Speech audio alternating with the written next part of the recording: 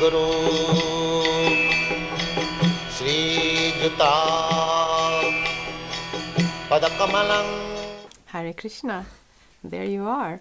And here we are, Bhagavad-gita, here it is, with Bhagavad-gita as it is, translation and commentary by His Divine Grace A.C. Bhaktivedanta Swami Prabhupada, and my name is Labanga Latika. We are going through the 8th chapter, Attaining the Supreme. The last couple of verses spoke to the yoga process, and the next couple of verses will do that as well. And as Prabhupada has been pointing out, and as Krishna will point out in a couple of verses, his main recommendation is still towards Bhakti Yoga, but Bhagavad-gita is not a sectarian book that just speaks to one group.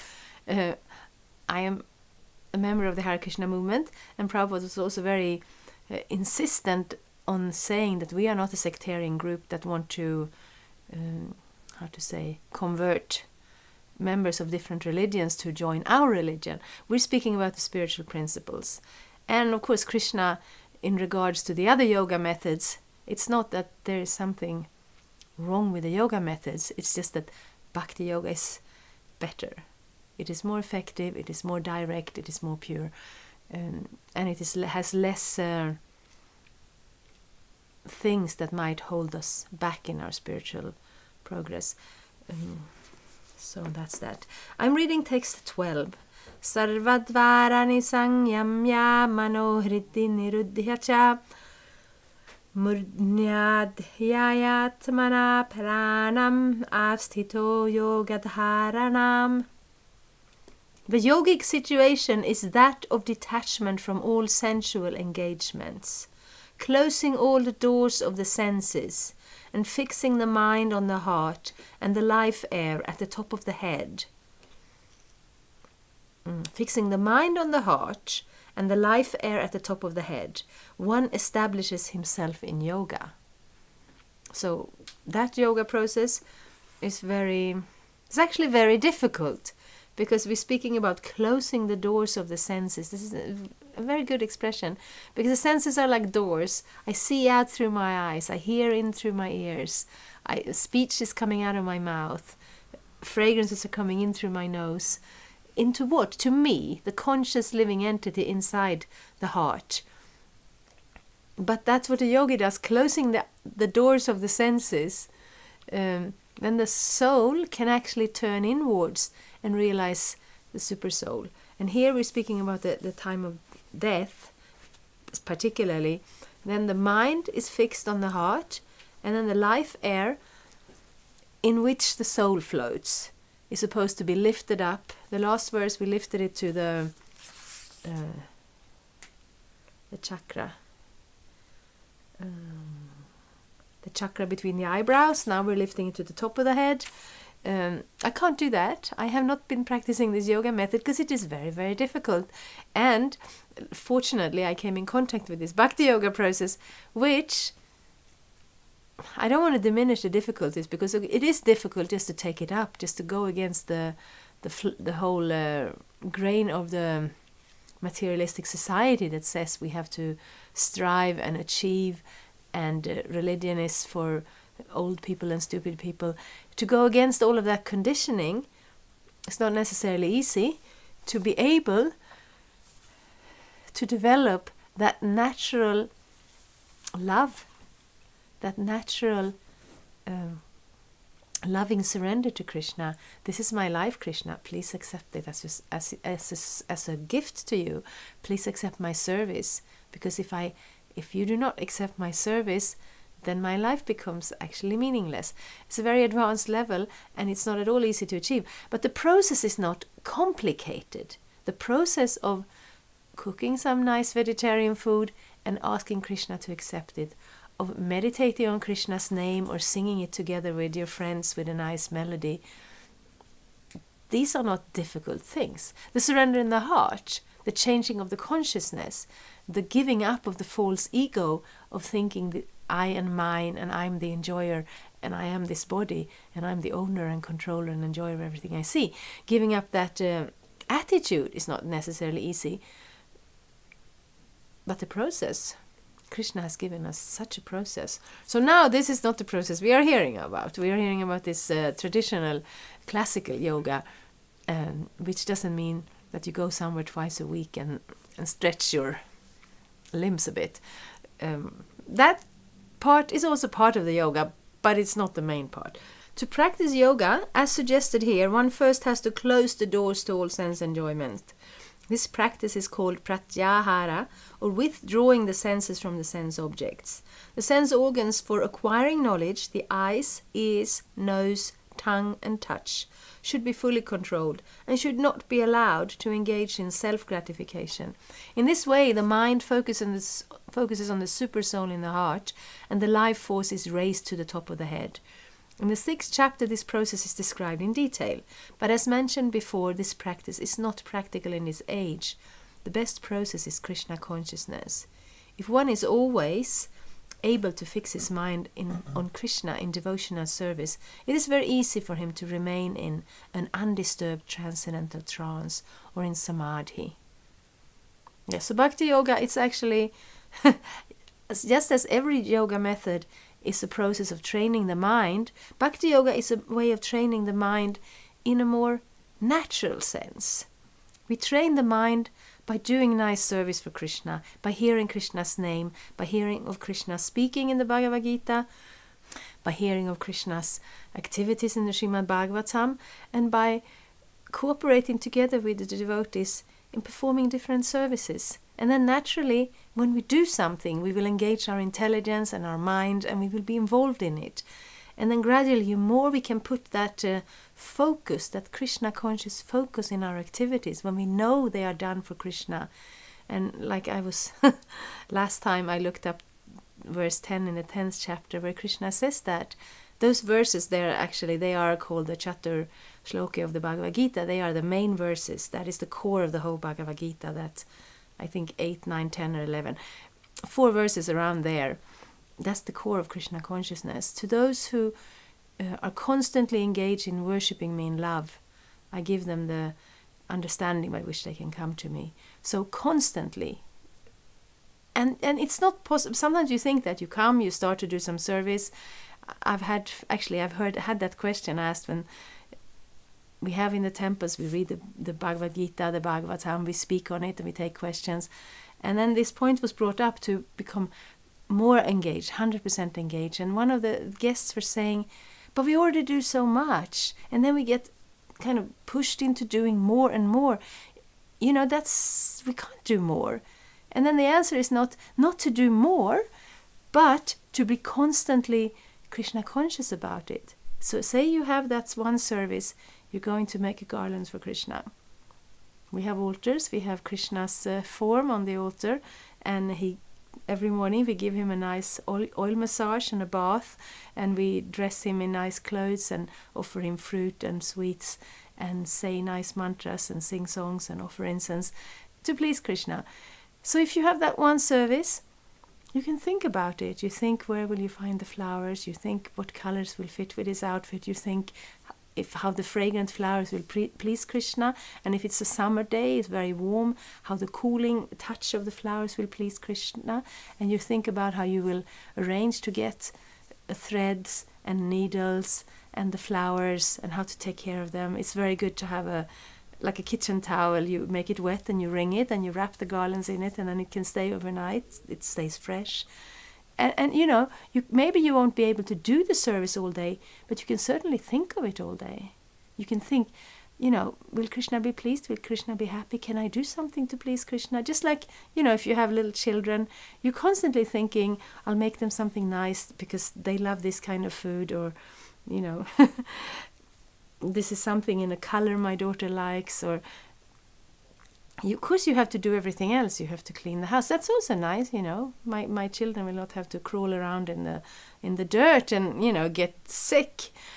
It can all be done with love. So that's the practice of the mind. It's not a mechanical yoga method of focusing on a vibration. We do that. We chant a mantra, the Hare Krishna mantra. We focus on the vibration. But it is Krishna's name. It makes us think of Krishna. And actually, Krishna is present in his name. So the more we develop our Krishna consciousness, we will be able to, see his form, his pastimes, his qualities. It will all be there in that name, because Krishna is there in that name. And in that way, with Bhakti Yoga, our spiritual consciousness grows in a natural way. And even before it has gone very far, there are still, direct reciprocation with Krishna. Krishna responds to our attempts at loving him. So that's not what we're talking about in this verse. We're talking about the yogi. And the yogi is a similar process. It's more difficult, and the result isn't necessarily taking us all the way to pure devotional service, but it's certainly part of the Vedic path. And just as Prabhupada was very careful to say, our business is not to turn Christians into Hindus or, Muslims into Christians. No, the same spiritual principles are there in all our religions. And certainly those principles are there in all the Vedic yogic traditions as well. So here Krishna is speaking about this yoga process. But in a couple of verses he will come back to Bhakti Yoga, and Prabhupada doesn't wait for that. He brings it up immediately in every purport. I will read text 13 as well. Om ityekaksharang brahma vyaharan ma manusmaran ya prayati tvayan dehang sayati paramangatim. After being situated in this yoga practice and vibrating the sacred syllable Om, the supreme combination of letters, if one thinks of the Supreme Personality of Godhead and quits his body, he will certainly reach the spiritual planets. Yes, so that's what we're talking about, the time of death. It's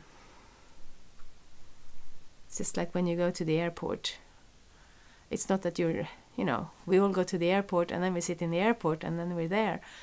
No, then we choose different directions where we travel. Of course, we don't want to go to airports anymore because that will destroy our environment. But it's still a good example. We can take the train station also. The trains go in different directions. My point being is, dying is not a destination. Dying is just a step. And when we go to travel, our ticket will determine our destination. When we die, our consciousness will determine our destination.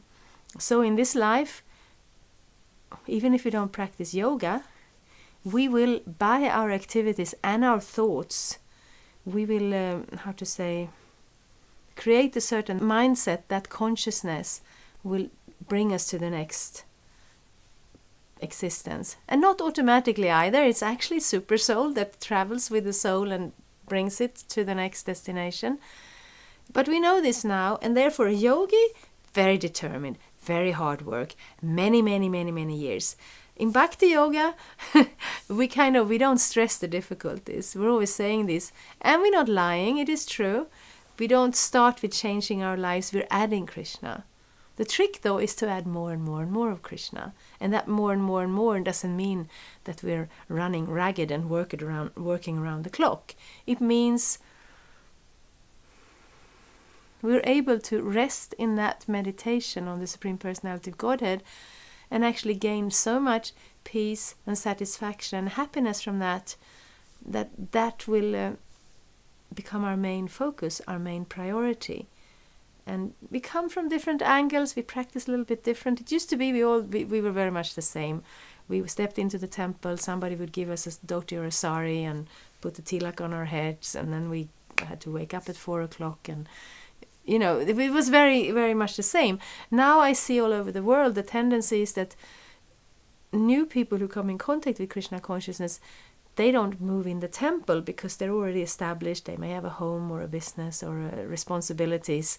So they add Krishna to their life, just like Prabhupada keeps saying, add Krishna to your life. And then when we add Krishna to our lives, then actually the soul in the heart wakes up and says, that's what I was missing.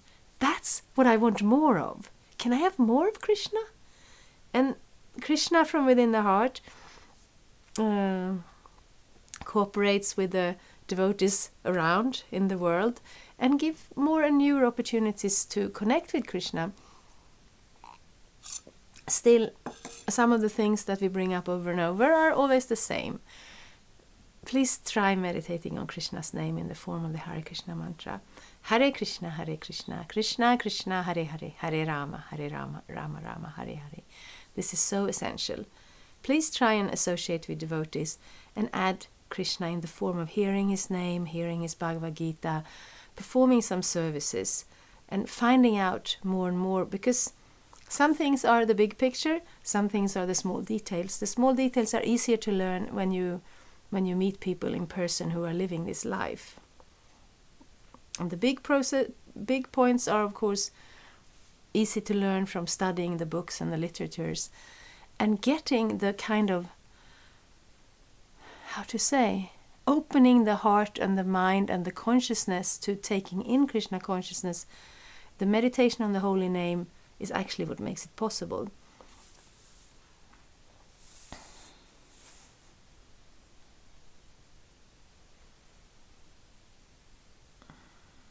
So we want to reach that spiritual planet. We don't want to stay on the train station or get on the wrong train and, tell us, this is the last stop, everybody gets out. No. So, of course, we can't think about death all the time, but it's actually nice to understand the importance of these points and make some decisions in life, and giving it at least, if the question to the if the hypothetical question, what is the meaning of life, is, we will figure it out if we start to practice this bhakti yoga method. Give it a try. Purport. It is clearly stated here that Om, Brahman and Lord Krishna are not different. The impersonal sound of Krishna is Om, but the sound Hare Krishna contains Om. The chanting of the Hare Krishna mantra is clearly recommended for this age. So if one quits his body at the end of life, chanting Hare Krishna, Krishna Krishna, Hare Hare, Hare Rama, Rama Rama, Hare Hare, he certainly reaches one of the spiritual planets, according to the mode of his practice. The devotees of Krishna enters Krishna's planet, Goloka Vrindavan. For the personalists, there are also innumerable other planets, known as Vaikuntha planets, in the spiritual sky, whereas the impersonalists remain in the Brahma Jyotir. Yeah, so this is actually a serious point, and it requires that we give it some serious thought. We're planning our lives. Well, some of us don't. Some people just kind of, slide in on a banana peel into one situation after the other. And sometimes that works very well. And then after a while, maybe we start to think, what if I actually had a vision of where I'm going, and what if I actually put some effort into... I'm not saying become very successful by these 7 practices. No, but in general, and especially now, especially I'm a little older. Everybody's not old, of course, but we have some experience in life, and we may know ourselves better. We may know what fits in our life, what doesn't fit. We make some choices so we can put more priorities on the things we care about. And actually deciding, do I want to find out the meaning of life? Do I want to find out how to go to the spiritual abode after I leave this one body? At least think about it. Thank you so much. I have a little information in the box. I have playlists for all the chapters and room for each and every question you could ever think of. If I ever get some questions there, I will definitely reply to them, and then maybe we can make a little installment where we can do a question and answer kind of thing. Thanks for watching. Hare Krishna. Thank you for watching. We aim for updates every Tuesday and Friday. Please come back. If you have any questions or comments, please leave them down there. We also have some links and information for you. And there is, of course, the subscribe button. Thank you. Hare Krishna. I'm a Hare Krishna, and I approve this message. Subscribe. Hare Krishna,